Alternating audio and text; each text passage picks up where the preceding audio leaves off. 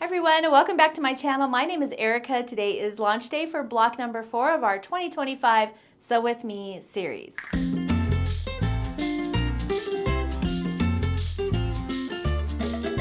If you are new to the Sew With Me series, I am walking you through, we are sewing an entire quilt together. We are on block number 4 today, so if you've missed any of the previous videos, go back and watch those. I've also created a playlist on my main page on YouTube, and you can see all of the blocks that are released there as well. And then all the information for this year's sew along is right below this video in my blog post. You can also find that in our Sew With Me group and on my website as well. If you've missed any of the previous block videos, make sure you go back and watch those first and then get caught up to today's block because there's a lot of information in those videos. Let's go ahead and take a look at today's block though. This is block number 4. This is a sawtooth star. It's super cute. We've got a snowballed center, and then I decided to make mine really scrappy and two-toned. So I went with reds and pinks and then a dark green and a light green for the opposite corners. I think that just turned out really cool. It makes it really scrappy, but you could also do this all one color or any color scheme that you like. The other thing that I haven't mentioned before, but I wanted to, is you can take these blocks and instead of having a light background and then the prints for the design, you could swap that and have a dark background and either prints or lights for the design. I think that would be really cool as well. And however you want to do it is totally up to you. Just have fun with it and learn something new. Let's go ahead and get started with today's tutorial.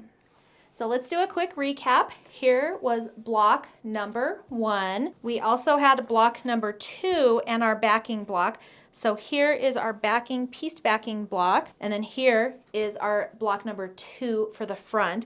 And as you can see, they were both the bow units, so we just made them in the same video, but our backing star, we added a cute little label to. And then in our last video, we made block number 3. This one was all half square triangles. It was a lot of fun. And don't forget to check out our Sew With Me group because a lot of people are making this block and making it super unique and fun. So those are the blocks we've made so far. Let's go ahead and start with today's video for block number 4. So here are our pieces for today's block. We're going to set those aside. We're going to start off with our D and H and F squares. I've chosen to make them 2 different colors because I thought it would be kind of a fun finished scrappy block, and the instructions on how to do that are in the pattern. But we're going to go ahead and we're going to take one of our F squares and one of our H squares, and we're going to create a flying geese unit. So I'm going to take one of my F squares, I'm going to place it right side down on one end of my D rectangle. I'm going to draw a line from corner to corner.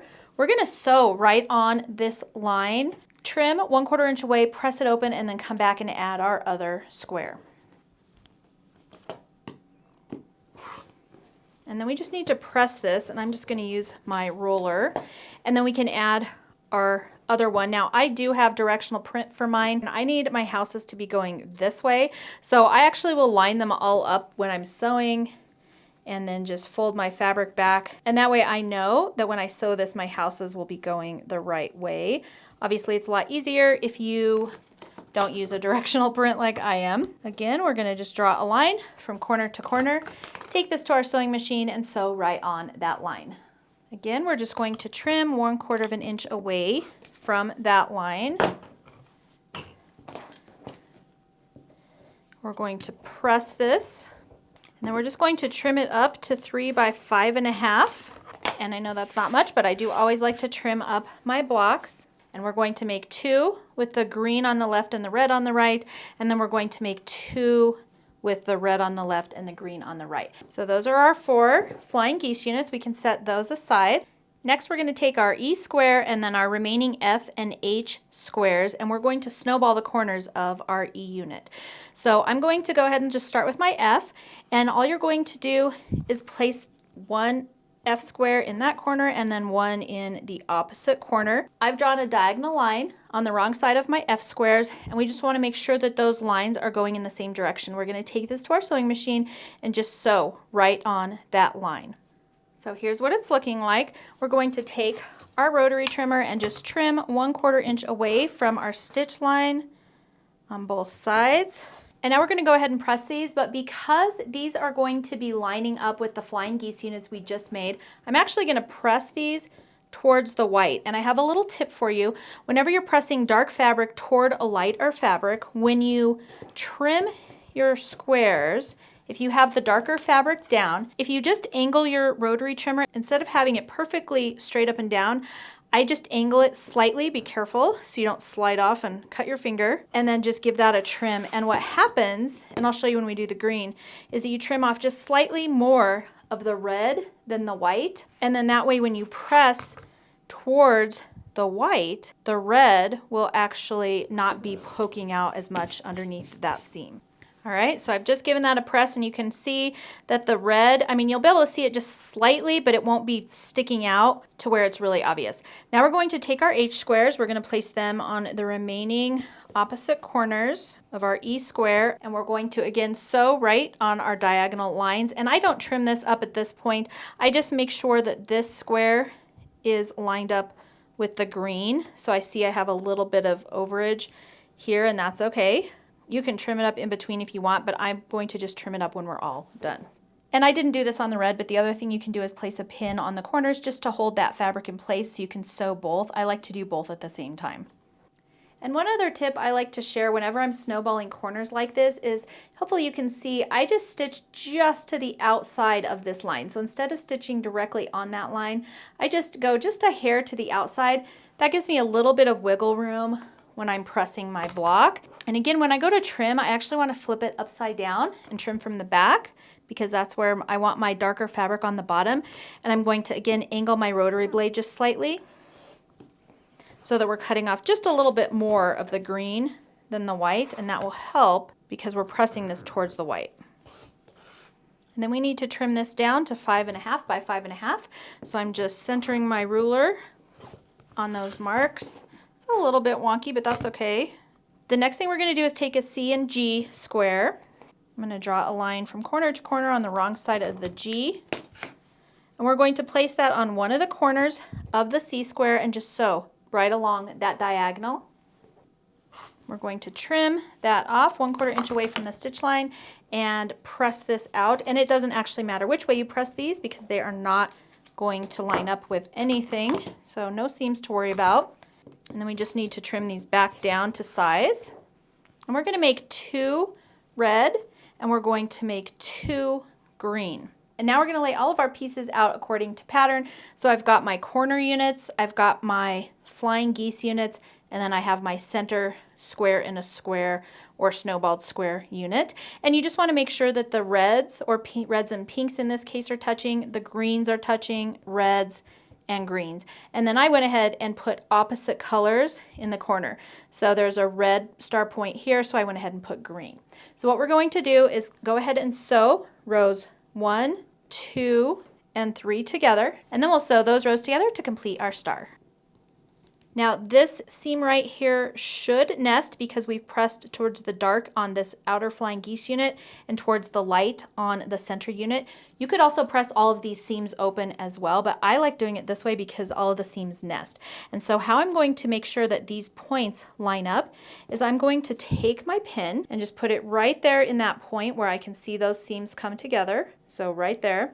And then I'm also going to place it right here where these seams come together, just to make sure that those are lined up. I can always trim a little bit and fudge a little bit, but at least I want those to be perfect.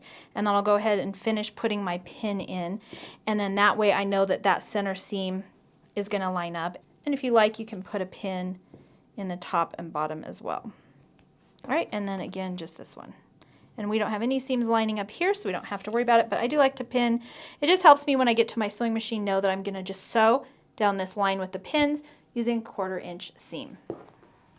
Here are our rows, and I chain pieced, so mine are still attached. So now I just have to place this one right side down, this one right side down. I am going to pin right here in the center because I want these points to line up nicely, and then I just need to sew 1/4 inch along both of these seams, and we'll have our center star done. And here is our completed star block. I've trimmed it up to 10.5 by 10.5, and then all we need to do is add our B side strips, our A top and bottom strips, and we'll be done with block number 4. So let's take a quick look at our stitching progress. So here's blocks 1, 2, 3, and 4 now. This block was actually one of my favorite blocks to make quilt-wise because I just think it's so cute. And I'd love to see an entire quilt out of this. I may actually even do that this year. But I think you can see how it's all coming together. We've got a series of different stars, really nice and classic vibe to it. Again, I'm stitching on antique white. It's the Charles Craft DMC 14 count Ada. I am stitching with the classic colorwork floss that you see here. Also in the pattern is an option for DMC. As you can see, the DMC floss that I chose isn't a direct correlation, but I thought it was a nice color palette to go with this fabric. And then also it's just a little bit of a brighter vibe. So you have two different vibes to choose from. This one I think is a little bit moodier, and then this one's just a little bit brighter and cheerier. And as I'm going now, I'm actually starting to be able to see some of the variegation in this pink floss. I think is where I notice it the most. Some of it almost looks a little bit white on my stitching, and then it goes into like a darker pink. So I am starting to see a little bit of the variegation. I don't know if you can notice, but this square down here is just a little bit lighter than some of these other ones. And that's just some of that variegation starting to pop out. And honestly, I haven't decided if I love that feature or not. I could see how it would be handy if you're doing something a little less geometric than this, where you really want your pieces to stand out. So I don't know if I'm a huge fan. I do like it, but I'm just thinking it might be a little bit nicer if these pinks stood out a little bit more, and some of those stitches are just looking a little bit white. But here is my stitching progress. I am a little bit ahead of you guys, so that's why I'm covering it up with some of my fabric here, but you can see how it's starting to come together. All right, everyone, that is it for block number 4. I hope you enjoyed it and learned something new. If you have any comments or questions, make sure to leave those below. I'd love to hear what color schemes you're doing and how you are enjoying the sew along this year. And I also want to encourage you to subscribe to my channel and hit the notification bell. That way you won't miss out on any of the upcoming releases. But that's going to be it for today, block number 4. Thanks so much for joining me, and I will see you next month for block number 5.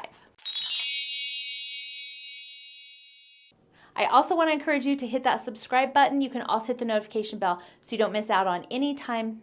Blah. Now you can make these all the same size. Our last step is to take a C square and a G square, or an H, depending on which one you were. But here's our update for blocks 1.